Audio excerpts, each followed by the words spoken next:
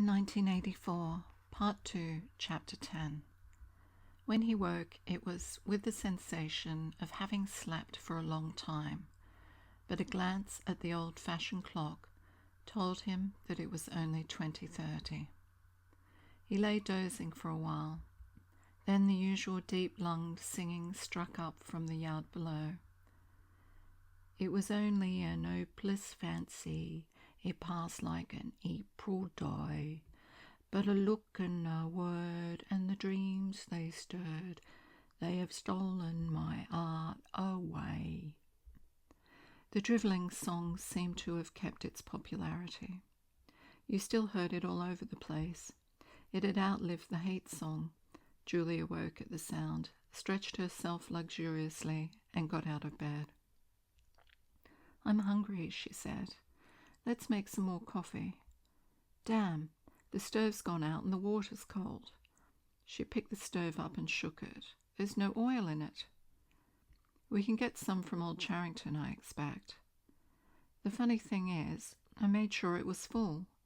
I'm going to put my clothes on," she added. "It seems to have gotten colder." Winston also got up and dressed himself.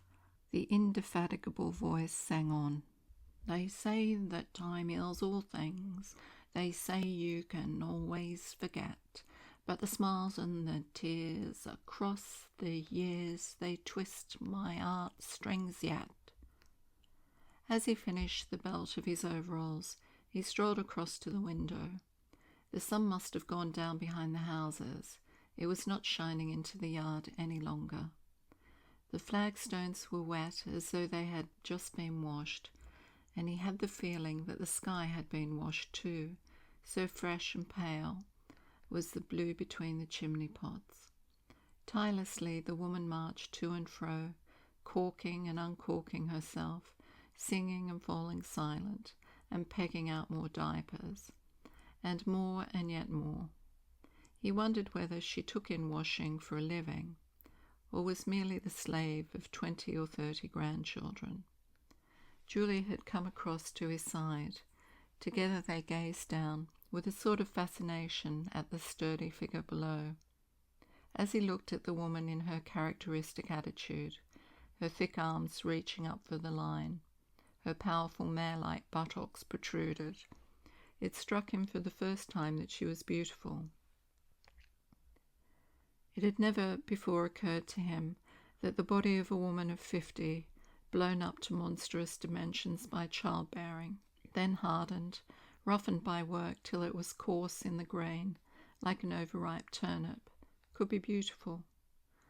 But it was so, and after all, he thought, why not? The solid, contourless body, like a block of granite, and the rasping red skin, bore the same relation to the body of a girl as the rose hip to the rose. Why should the fruit be held inferior to the flower? "She's beautiful," he murmured. "She's a metre across the hips easily," said Julia. "That is her style of beauty," said Winston. He held Julia's subtle waist easily encircled by his arms. From the hip to the knee her flank was against his. Out of their bodies no child would ever come. That was one thing they could never do. Only by word of mouth, from mind to mind, could they pass on the secret. The woman down there had no mind. She had only strong arms, a warm heart, and a fertile belly. He wondered how many children she had given birth to. It might easily be 15. She had had her momentary flowering, a year, perhaps, of wild rose beauty, and then she had suddenly swollen like a fertilized fruit, and grown hard and red and coarse, and then her life had been laundering, scrubbing, darning, cooking, sweeping, polishing, mending, scrubbing, laundering, first for children, then for grandchildren, over 30 unbroken years. At the end of it, she was still singing. The mystical reverence that he felt for her was somehow mixed up with the aspect of the pale, cloudless sky, stretching away behind the chimney pots into interminable distances. It was curious to think that the sky was the same for everybody, in New Eurasia or East Asia as well as here, and the people under the sky were also very much the same, everywhere, all over the world, hundreds of thousands of millions of people just like this, people ignorant of one another's existence, held apart by walls of hatred and lies, and yet almost exactly the same, people who had never learned to think, but who were storing up in their hearts and bellies and muscles the power that would one day overturn the world. If there was hope, it lay in the proles. Without having read to the end of the book, he knew that that must be Goldstein's final message. The future belonged to the proles, and he could be sure that when their time came, the world they constructed would not be just as alien to him, Winston Smith, as the world of the party. Yes, because at the least it would be a world of sanity. Where there is equality, there can be sanity. Sooner or later it would happen. Strength would change into consciousness. The proles were immortal. You could not doubt it when you looked at that valiant figure in the yard. In the end, their awakening would come, and until that happened, though it might be 1,000 years, they would stay alive against all the odds, like birds, passing on from body to body, the vitality which the party did not share and could not kill. "Do you remember," he said, "the thrush that sang to us that first day at the edge of the wood?" "He wasn't singing to us," said Julia. "He was singing to please himself. Not even that. He was just singing." The birds sang, the proles sang, the party did not sing. All round the world, in London and New York, in Africa and Brazil, and in the mysterious forbidden lands beyond the frontiers, in the streets of Paris and Berlin, in the villages of the endless Russian plain, in the bazaars of China and Japan, everywhere stood the same solid, unconquerable figure, made monstrous by work and childbearing, toiling from birth to death and still singing. Out of those mighty loins a race of conscious beings must one day come. You were the dead. Theirs was the future.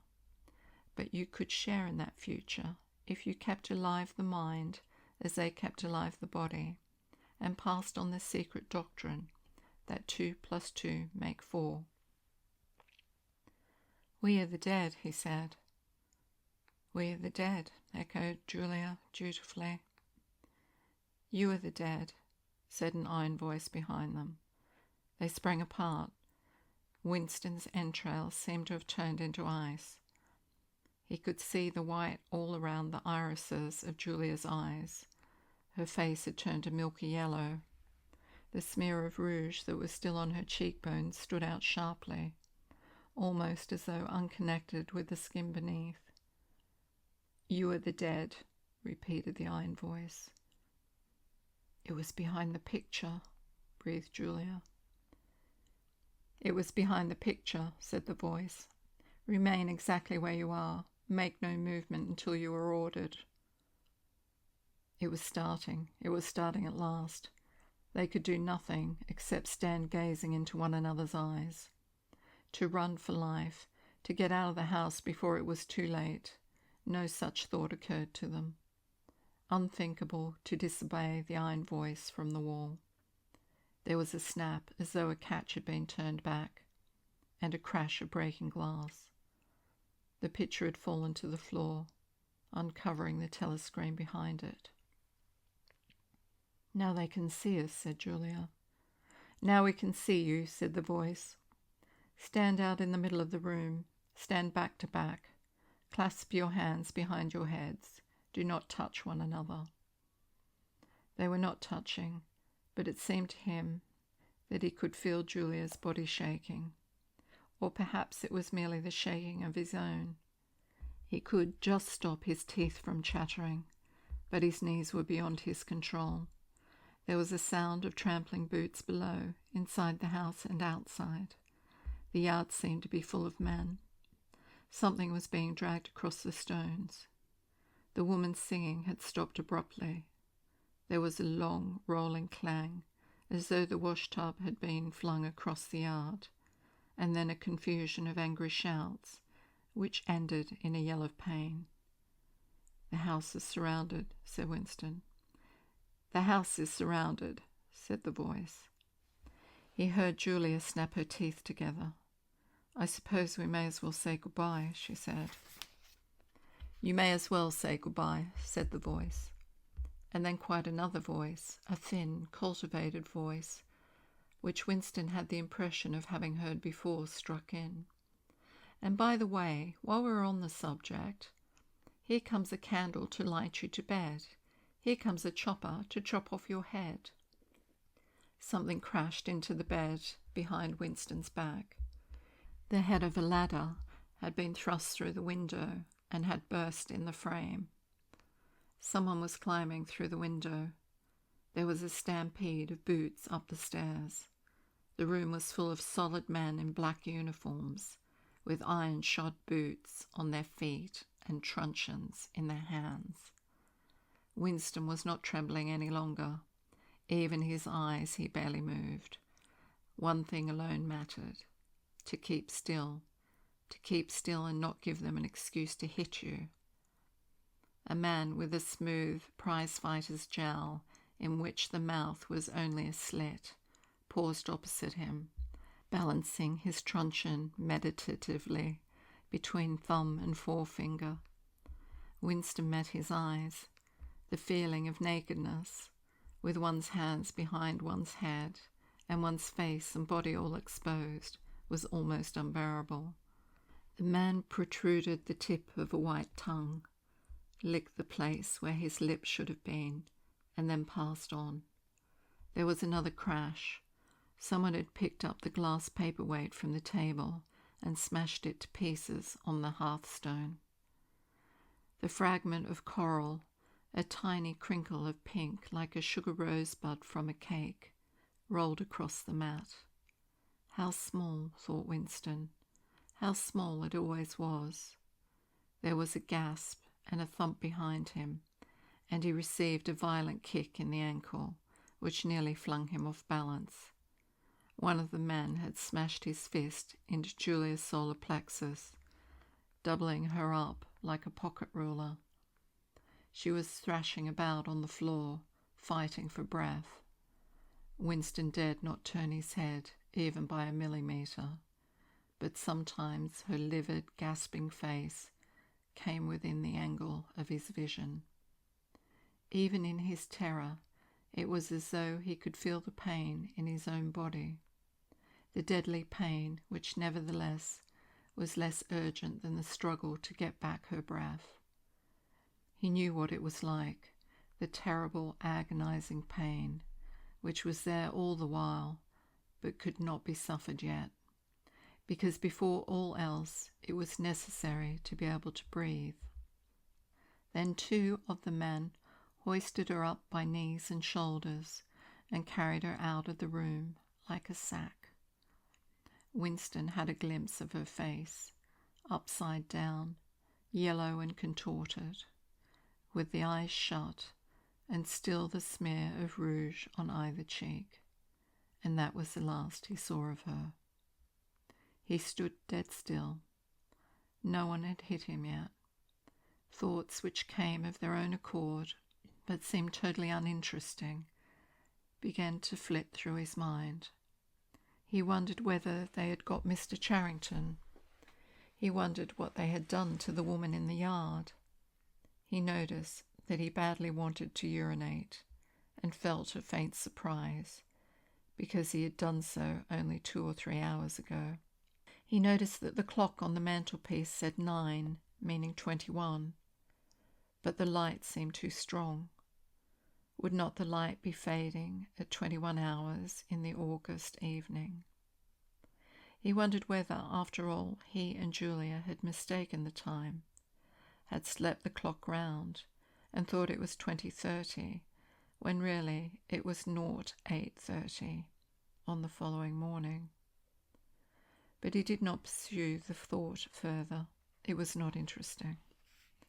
There was another lighter step in the passage. Mr. Charrington came into the room. The demeanour of the black uniformed men suddenly became more subdued. Something had also changed in Mr. Charrington's appearance. His eye fell on the fragments of the glass paperweight. "Pick up those pieces," he said sharply. A man stooped to obey. The Cockney accent had disappeared. Winston suddenly realised whose voice it was that he had heard a few moments ago on the telescreen. Mr. Charrington was still wearing the old velvet jacket, but his hair, which had been almost white, had turned black. Also, he was not wearing his spectacles.